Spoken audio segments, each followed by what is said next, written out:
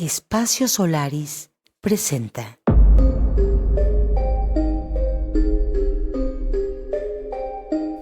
¿Qué pasaría si alguien nos arrebata un ser querido? O si, digamos, no nos ayudan a hacer algo para que ese ser querido no se vaya. ¿Qué seríamos capaces de hacer? ¿Cómo viviríamos el duelo? Y creo que es una película de duelo. Cada uno de los personajes atraviesa un tipo de duelo diferente. Él es Santiago Arriaga y uno de sus mayores miedos es enfrentar el duelo. Pero bueno, para nosotros, como decía, estos días la familia es lo más importante que tenemos. Y la posibilidad de que esa familia se vea rota por un ajeno, pues obviamente nos detonaría a nosotros unas cosas terribles. Ella es Mariana, su hermana, y han trabajado juntos para llevar sus miedos y sus experiencias a la pantalla grande. Hola a todos, mi nombre es Juan Pablo Arroyo Abraham, soy director de cine y director de Espacio Solaris. El día de hoy estamos muy contentos de tener dos invitados muy especiales, quienes están mostrando su película A Cielo Abierto aquí en el Festival Internacional de Cine de Morelia. Me refiero a Mariana Arriaga y Santiago Arriaga. Bienvenidos los dos, es un placer y un honor tenerlos aquí en Butaca 39. No, muchas gracias por invitarnos y por tenernos. Felices de estar acá. Sí, muchas gracias por la invitación. Hola, soy Alejandro Sosa y les damos la más cordial bienvenida a todas y todos para esta sesión de Butaca 39 con Santiago y Mariana, que nos vienen a platicar de muchas cosas, pero pues en el marco del Festival de Cine de Morelia y en la primera exhibición en México de su película Ópera Prima. Bienvenida, bienvenido. Gracias. Hola, yo soy Sandra Aguilera y estamos aquí hablándote a ti que estás sentado ahí en esa Butaca 39 con dos invitados especialísimos. Me da muchísimo gusto, Mariana, Santiago, que nos acompañen hoy en esta sala Solaris, en este Festival Internacional de Cine de Morelia, en el corazón de Morelia, en un festival tan querido por todos nosotros.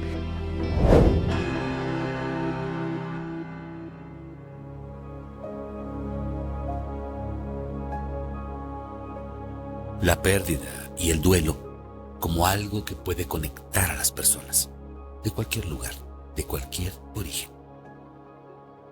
Son también los elementos de la historia que da inicio a la trayectoria de Mariana y Santiago Arriaga como directores de cine. Con motivo de la edición del 21º Festival Internacional de Cine en Morelia, visitaron Espacio Solaris para contarnos en entrevista cómo lograr codirigir una película de manera exitosa sin dejar que los egos se interpusieran en el camino. ¿Cuáles son los pilares de una ópera prima que capta y representa fielmente el arte cinematográfico, pensada desde y para el cine? ¿Qué es lo que motiva y acompaña a Mariana y Santiago? ¿Son estos los nuevos horizontes del cine mexicano contemporáneo?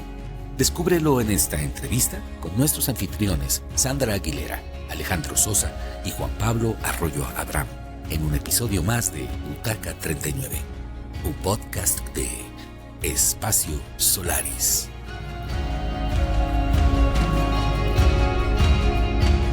Quisiera iniciar esta plática preguntándoles, ustedes han crecido con un narrador de historias toda su vida, me refiero a Guillermo Arriaga. Han vivido esos road trips como el que vimos en esos caminos al norte, a Coahuila, a la casa, y con esas sensaciones tan primitivas, ¿no? De contar historias, de cazar.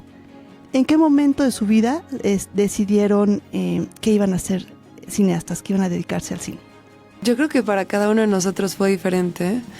Tenemos afortunadamente una familia muy unida y nuestros padres siempre se encargaron de llevarnos con ellos a todo lo relacionado al trabajo también. Entonces crecimos, tuvimos la fortuna de crecer en sets de película, en ferias de libro, en lecturas de guión, en muchos lugares en donde había mucha gente muy apasionada por el cine. Y yo recuerdo la primera vez que fui a un set, que fue Amores Perros, nos llevaron a ver el post-accidente del choque.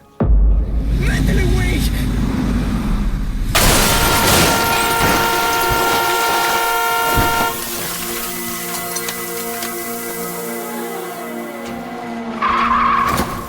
Yo tenía como 7, 8 años, Santiago unos 6. Y nunca habíamos estado en un set, no entendíamos bien ni qué era eso.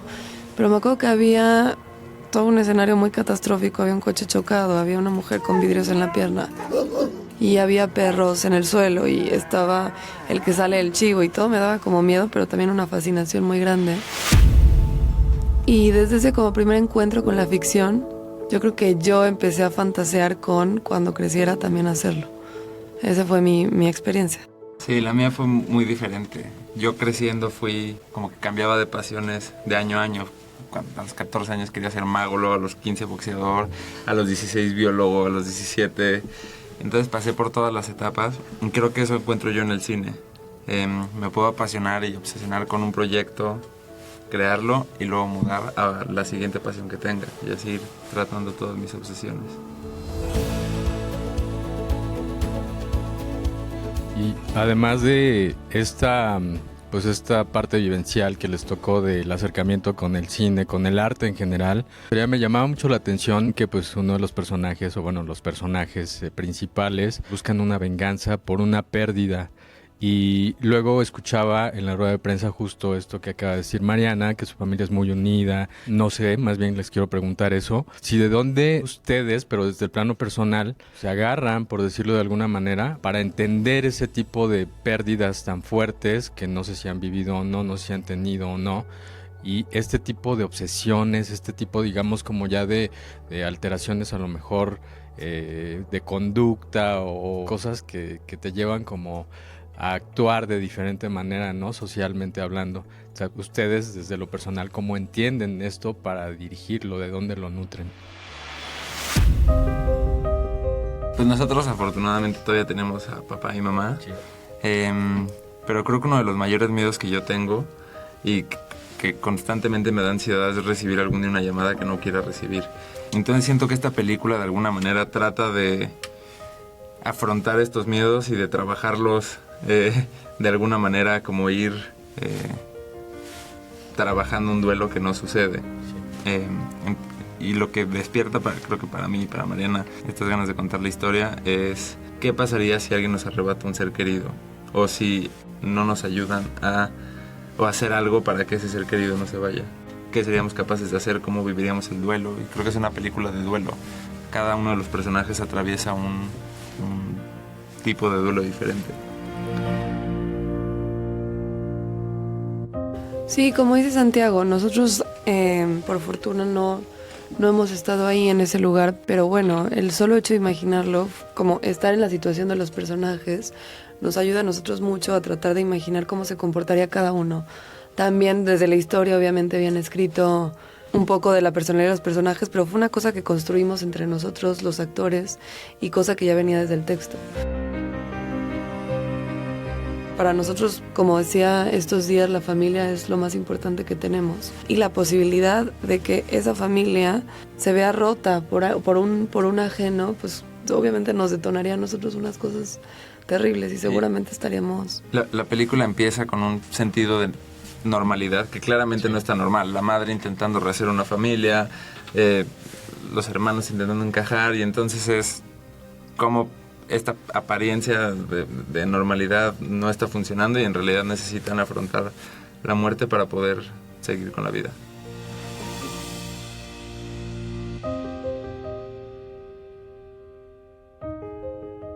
¿Creen que justo lo podamos vivir de esta manera o lo podamos entender porque vivimos en México? O, el contexto sería totalmente diferente en otra parte. Este miedo que a lo mejor del que hablan y que es una especie como de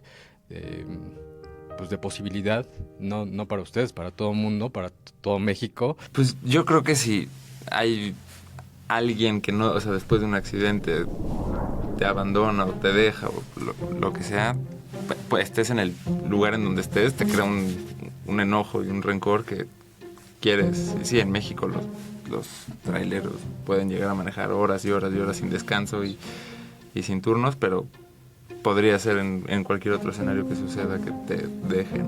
Y hemos tenido la fortuna de presentar a cielo abierto ya en otros festivales. Estuvimos primero en Venecia, luego en Toronto y luego en Corea, lo cual fue muy interesante con esto que dices, porque presentar la película en un lugar al otro lado del mundo, con gente cuya cultura desconocemos un poco, pues era un experimento padre que nos emocionaba mucho.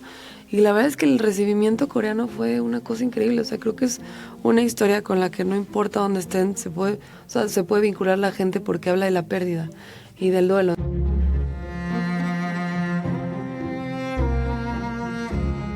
Quizás un poco el choque específico sí es de México y de algunos países quizás en Latinoamérica o más próximos, pero yo creo que la historia y todas estas cosas de pérdida y de duelo y de dolor y de no poder avanzar con la vida, pues se vinculan con gente en otros lugares también.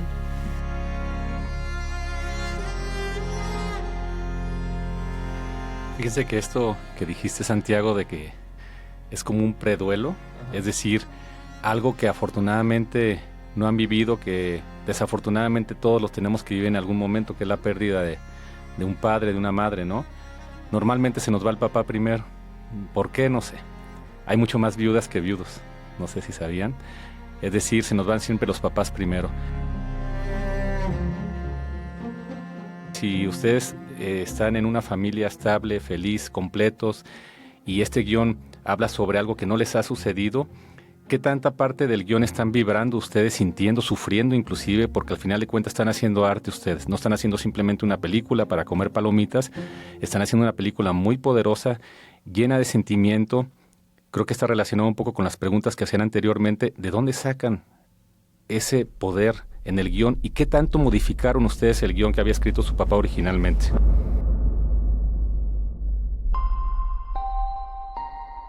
Lo modificamos lo menos posible porque queríamos que fuera una película escrita por gente de 30 años.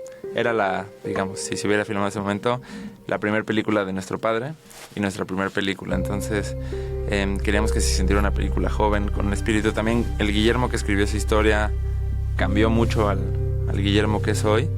Entonces él también decía como si le meto mano, ahora la escribiría desde otro lugar.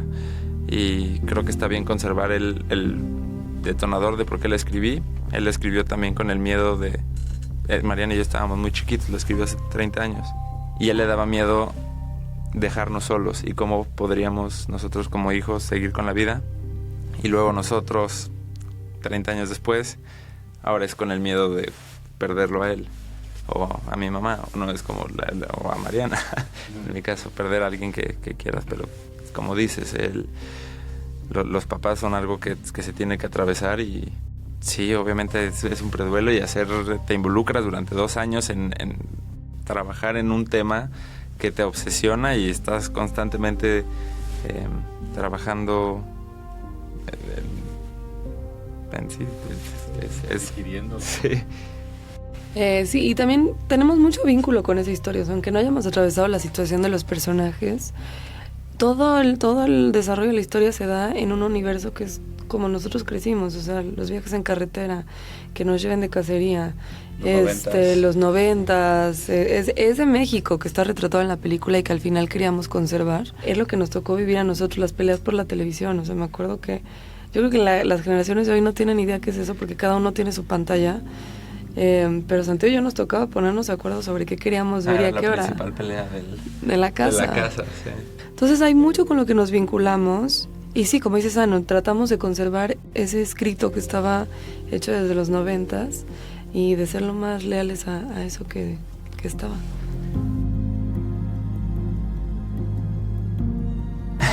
¿Se podría decir que es una película de desesperanza o de reconciliación? No. Yo creo que es de... o sea, lo que pasa es que puede existir vida después del dolor. O sea, creo que es eso, que hay una posibilidad de afrontar y de seguir con la vida y aprendiendo a vivir con ese dolor. Sí, para mí es más de liberación y de sanación que de desesperanza.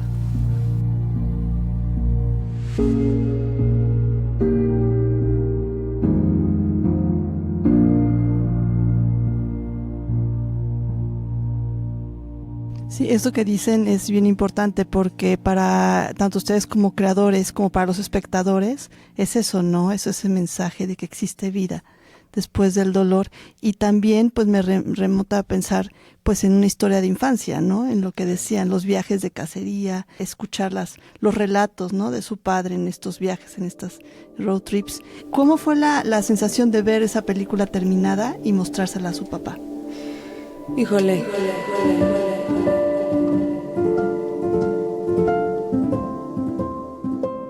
No es como que la terminamos y luego le enseñamos el resultado, que se involucró como productor también. Entonces fue un proceso que llevamos todos muy en paralelo. Y ahí, o sea, para llegar a esto que mostramos aquí ayer, hemos tenido una infinidad de conversaciones, madrugadas, días, tardes, noches, a todas horas. Entre nosotros hemos tenido como muchas discusiones creativas, batallas creativas, le llama Santiago. Pero ha sido todo un proceso por llegar a esto. Él, la verdad es que estuvo acompañándonos en el set, es un gran papá, es un gran maestro, también sabe darnos nuestra distancia para que nosotros podamos hacer lo nuestro, pero sí como productor ha estado involucrado en todo el proceso, entonces también mucho de lo que vemos del resultado pues está involucrado él de alguna forma. De muchas formas. De muchas formas. Productor, escritor, papá. Sí. Sí. Y bueno, desde luego que las referencias inmediatas pues son precisamente estas, ¿no? Del cine mexicano, estos guiones precisamente de su papá, el maestro Guillermo. Pero a mí me gustaría saber qué otro tipo de referencias tienen, no solamente en el cine, sino en el arte en general, a lo mejor qué tipo de música escuchan, qué tipo de contenidos son los que consumen. De hecho, una de nuestras referencias terminó siendo nuestro músico. Contamos con Ludovico Einaudi, que es alguien con quien nosotros constantemente escuchamos y nos gusta mucho, y tuvimos el acercamiento y accedió. Para esta película en particular, creo que las mayores influencias que tenemos fueron nuestras experiencias en Coahuila, con nuestra familia, con Mariana, es una historia de hermanos, de peleas. O sea, creo que esas cosas fueron lo que más nos influyó a la hora de contar esta historia en general, y creo que encuentro referencias en fotografía. Soy muy admirador de Stephen Shore, de William Eggleston, de fotógrafos americanos de los 70s, sobre todo. De literatura, un montón. Para esta película, por ejemplo, volví a leer El Guardián en The Catcher in the Rye en español. El Guardián entre el Centeno, El Señor de las Moscas, como historias adolescentes que siento que se escriben hace mucho, pero siguen súper vigentes. Sí, Santiago mencionó una película, Stand By Me, que también como tiene esta cosa como de espíritu joven, adolescentesco. Y en mi caso también, como dices, a las vivencias, porque al final creo que lo que más nos nutrimos para esta experiencia en específico es de todo lo que hemos atravesado en el norte. Todos los viajes, de todas las fondas, de toda la gente, de todos los vínculos que hemos formado allá. Pero bueno, también Ludovico Einaudi es lo que yo escucho siempre que estoy trabajando, que estoy haciendo cosas. Y sí fue muy fascinante poder tenerlo a él involucrado en el proceso. Porque al final que la referencia se volviera parte del proyecto y de la colaboración, pues fue lo mejor.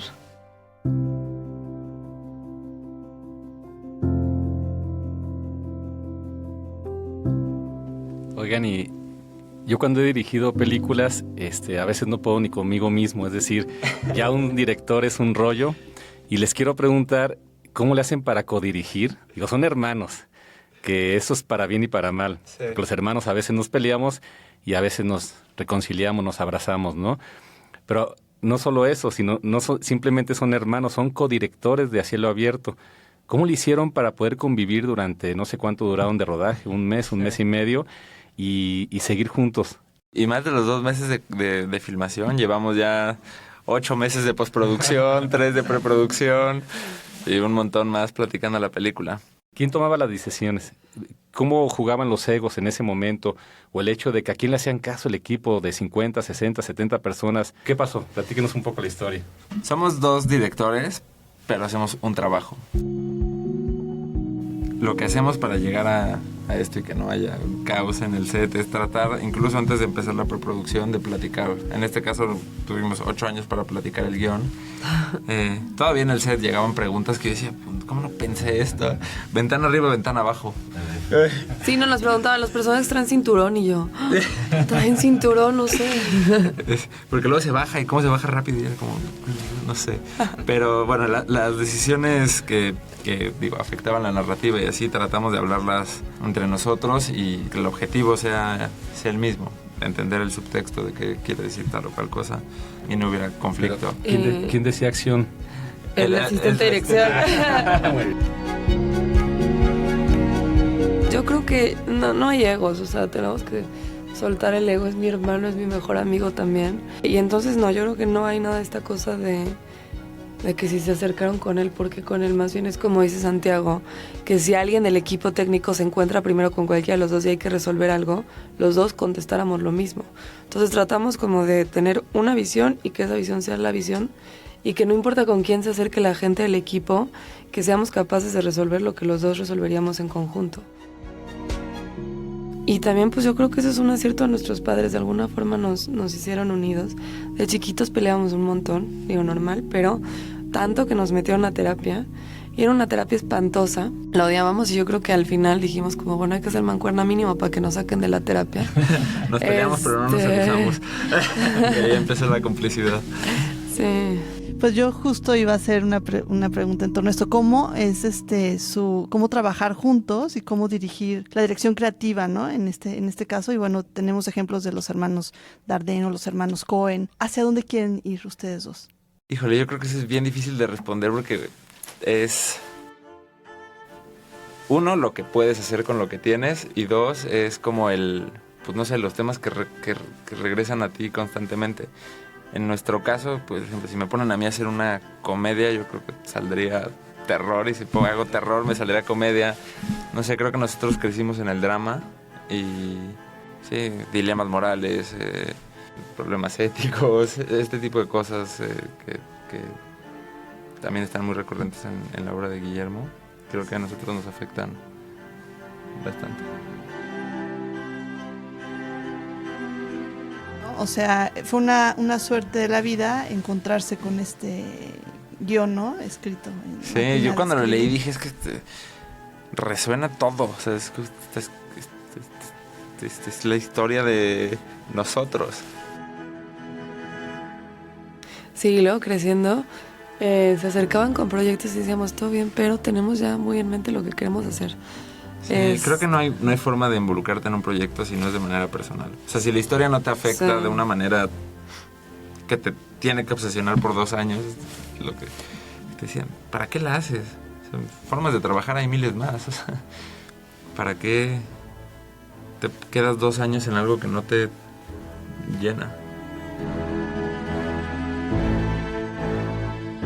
Yo les quisiera preguntar, ustedes, ¿qué legado o qué le recomendarían a estos jóvenes que están emergiendo y que tienen muchas ganas de estar viviendo lo que en este momento ustedes están viviendo, tener una ópera prima buena, muy, además como muy respaldada?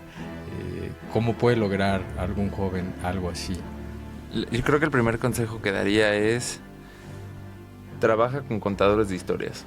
Siempre, no te vayas por la estética, no te vayas por algo. Trabaja con alguien que quiera contar la misma historia que tú y que cuenten historias en cualquier departamento, música, peinados, vestuario, que todos sean contadores de historias.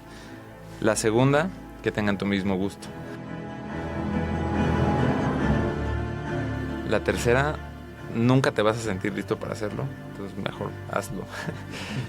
Si sale mal, podrás luego hacer otra y otra y otra, pero creo que yo disfruto más el proceso de hacer cine que luego de exhibirlo. O sea, para mí es lo que me emociona es crear.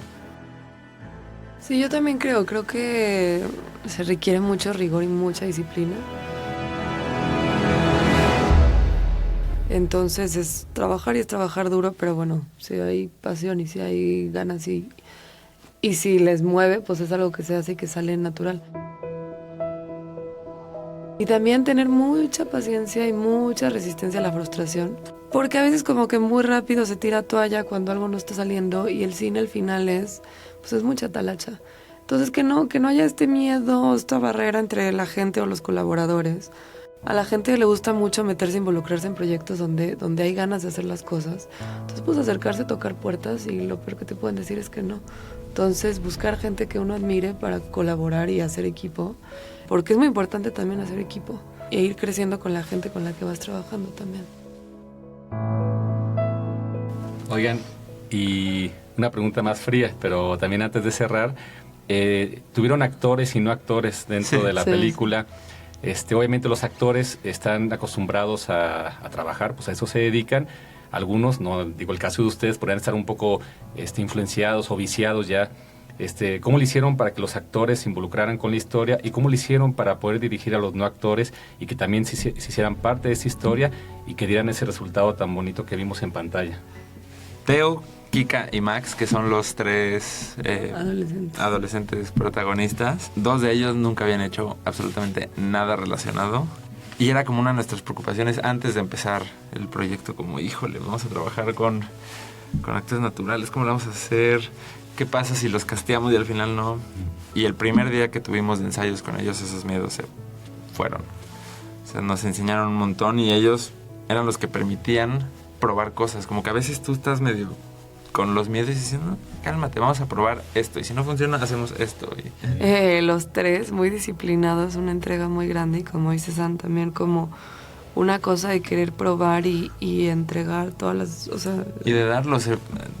Teo, por ejemplo, el personaje de Salvador el Chico, se frustraba cuando no le salía y entonces decía, espérenme, me tengo que ir.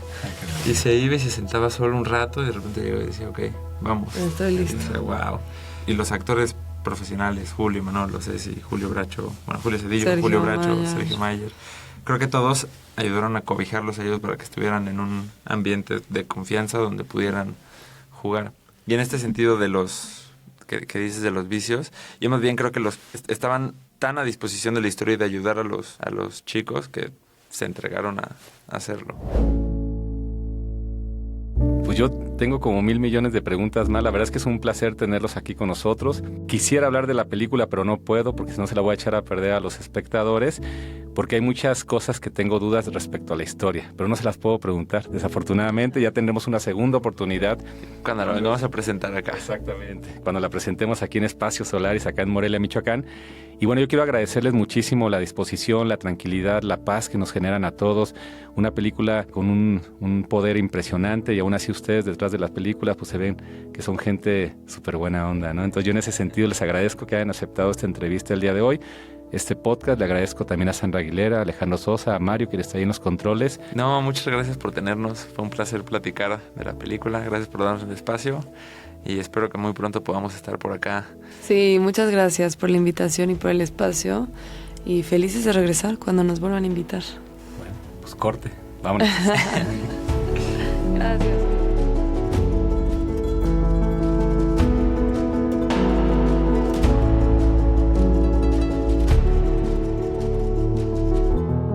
Esta fue una producción de Espacio Solaris y Huella Digital.